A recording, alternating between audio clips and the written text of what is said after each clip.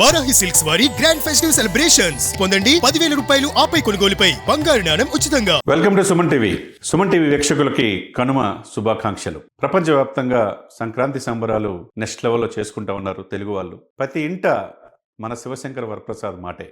ఎందుకంటే ఈ సంక్రాంతి రిలీజ్ అయిన ఆ సినిమా జనవరి 12 రిలీజ్ అయ్యి 4 రోజుల్లోనే కలెక్షన్ల సునామీ సృష్టించింది. తెలుగు ఇండస్ట్రీలో గతంలో ఎప్పుడు లేని విధంగా 200 కోట్లకి వెళ్ళిపోయిందంటే 4 days. సినిమా తీసింది ఖర్చు 150 కోట్లు, 3 రోజులకు వచ్చేసింది. ఫస్ట్ రోజు ప్రపంచవ్యాప్తంగా ప్రీమియర్స్ కావచ్చు, గ్రాస్ వచ్చేదలికి 84 కోట్లు వచ్చింది. రెండో రోజు 120 కోట్లు, మూడో రోజు 150 నుంచి 160 కోట్లు, 4 రోజు సంక్రాంతి నాటికి 200 కోట్లు. మరి ఈ రోజు ఎంత రికార్డు సృష్టించబోతుంది, రేపు ఎంత, రాబోయే 4 రోజుల్లో ఈ ఫ్లో చూస్తే దాదాపు 500 కోట్లకి డెఫినెట్ గా మన శివశంకర్ వరప్రసాద్ వెళ్తున్నారు అనేది స్పష్టమవుతుంది. ఎందుకు ఇంత క్రేజ్ ఈ సినిమాకి వచ్చిందంటే చిరంజీవి గారి అద్భుతమైన నటన. 7 పదుల వయసులో కూడా ఆహాభావాల విషయంలో, డాన్స్ విషయంలో, ఫైట్స్ విషయంలో తన ముఖ కవలికలతో సెటిల్ పెర్ఫార్మెన్స్ తో నెక్స్ట్ లెవెల్ గా చేసి అటు నయనతార ఇటు చిరంజీవి గారి యొక్క కెమిస్ట్రీ నెక్స్ట్ లెవెల్ ఉంది. అదే సమయంలో వెంకీ, మెగాస్టార్ వీళ్ళిద్దరి యొక్క ఒక half an hour second half లో ఉంటది. అది ఇంతవరకు నభూతో నా భవిష్యత్తు. ఏ హీరో ఆ స్థాయిలో ఇద్దరు కూడా రీయూనియన్ మెంబర్స్.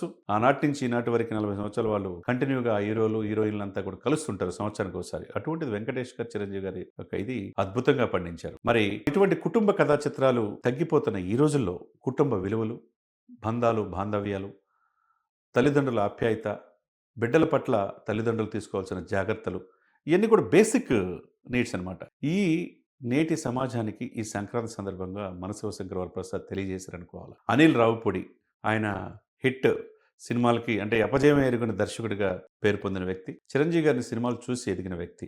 మరి అభిమాని దర్శకుడైతే ఎలా ఉంటుందో అనిల్ రావుపూడి చూపించారు, చెప్పి హిట్ కొట్టారు. అదే సమయంలో చిరంజీవి గారు కూడా 7 పదుల వయసులో ఆ ఉక్ స్టెప్ చూస్తే ఫస్ట్ నుంచి లాస్ట్ వరకు ఇంకా ఎవరు వేయలేరురా బాబు, ఈయన కారణ జన్ముడు Chiranjeevi, first number 1 last number 1 కూడా ఆయనేనని అందరి నోట వినపడుతున్నాం. ఏదేమైనా కానీ ఒక అద్భుతమైన సినిమా చూసామనే ఇదితో ప్రేక్షకులంతా వెళ్తున్నారు. కుటుంబం మొత్తం సకుటుంబ సపరివార సమేతంగా నేను ఫస్ట్ రోజునే సుమన్ టీవీలో చెప్పడం జరిగింది. మన శివశంకర్ వరప్రసాద్ యొక్క రివ్యూ చెప్పడం జరిగింది. ఈ సినిమా డెఫినెట్ గా రికార్డులు సృష్టిస్తుంది. చిరంజీవి గారు తన జీవితంలో, నటనా జీవితంలో నెక్స్ట్ లెవెల్ గా చేశాడు అని సుమన్ టీవీలో ఫస్ట్ టైం మనం చెప్పాం. అదే ఈ రోజున అన్ని ఛానల్స్ లో వస్తుందంటే దాన్ని బట్టి మనం చెప్పింది ఏ విధంగా, సుమన్ టీవీ చెప్పింది ఏ విధంగా నిజమైందో ఈ కలెక్షన్లు బట్టి అర్థమవుతుంది. రికార్డులు ఆయనకి కొత్త ఏమీ కాదు. 6 సార్లు ఫిల్మ్ఫేర్ అవార్డులు సాధించారు. గిన్నిస్ బుక్ రికార్డు డాన్స్ స్టెప్పుల విషయంలో గిన్నిస్ రికార్డు సాధించారు. పద్మవిభూషణ్ అయ్యాడు తను చేసిన సేవా కార్యక్రమాలు అట్లా.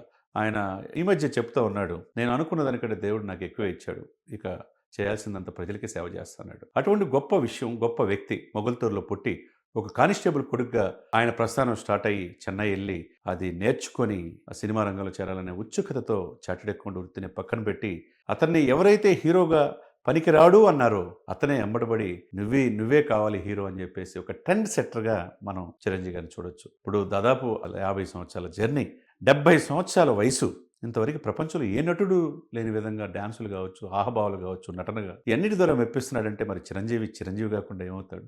అంజనీ పుత్రుడిగా అంజనమ్మ వెంకటరావు గారికి పుట్టిన ఈయన నేటి తరం యువ హీరోలకి ఒక మార్గదర్శి. తన చూసి నేర్చుకున్న పవన్ కళ్యాణ్ గారు ఈరోజు ఆంధ్రప్రదేశ్ డిప్యూటీ చీఫ్ మినిస్టర్గా అటు సినిమాలు రాజకీయాల్లో సక్సెస్ అయ్యాడు.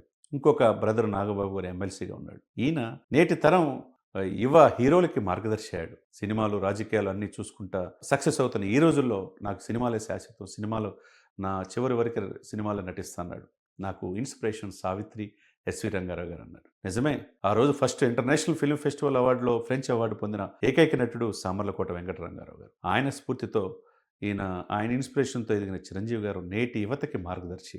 ఈ రికార్డులు సృష్టిస్తూ ఉంటే మరి బాక్సాఫీస్లో 100 కోట్లు 1000 కోట్లు పెట్టి సినిమాలు తీస్తున్నాం, దానికి మించి కలెక్షన్స్ రావాలనే సమయంలో అతి తక్కువ బడ్జెట్ 85 డేస్లో ఈ సినిమా పూర్తయిందని చెప్పి అంటున్నారు. 150 కోట్లతోనే ఈ సినిమా సాహు గార్పాటి కావచ్చు, గోల్డ్ బాక్స్ అధినేత సుష్మిత గారు కావచ్చు నెక్స్ట్ లెవెల్లో ఖర్చు వెనకాడకుండా తీశారు. చిరంజీవి గారిని కొత్తగా చూపించారు.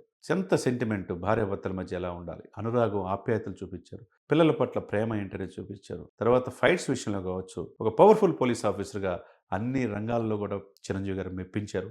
ఈ రికార్డుల సునామీ సంక్రాంతి సమయానికే నేను మొదటి రోజు కూడా చెప్పి ఈ సునామీ ఎట్లా ఉంటుందంటే 12 తారీఖు స్టార్ట్ అయితే ఇది లాంగ్ వీకెండ్ వచ్చింది. ఈరోజు కనుమ, రేపు శని ఆదివారాలు సెలవు అయిపోతే మండే నాటికి ఈ సినిమా డెఫినెట్గా రాబోయే 4 రోజుల్లో ఈ రికార్డు 200 కోట్ల నుంచి 500 కోట్లకి వెళ్తుంది అనటంలో ఎటువంటి అతిశయోక్తి లేదు. మరి ఇటువంటి దర్శకులు కావచ్చు, నిర్మాతలు కావచ్చు, ఇటువంటి కుటుంబ కథ చిత్రాలు తీసుకురావాల్సిన అవసరం ఉన్నది. కుటుంబ కథ చిత్రాలని ఫ్యామిలీని మెప్పిస్తే, ఫ్యామిలీ ఎంటర్టైన్మెంట్గా వినోదాత్మకాన్ని రంగరించి పండిస్తే కనుక డెఫినెట్గా తెలుగు ప్రజలు ఆదరిస్తారు ప్రపంచవ్యాప్తంగా అనటానికి నిదర్శనమే మన శివశంకర వరప్రసాద్.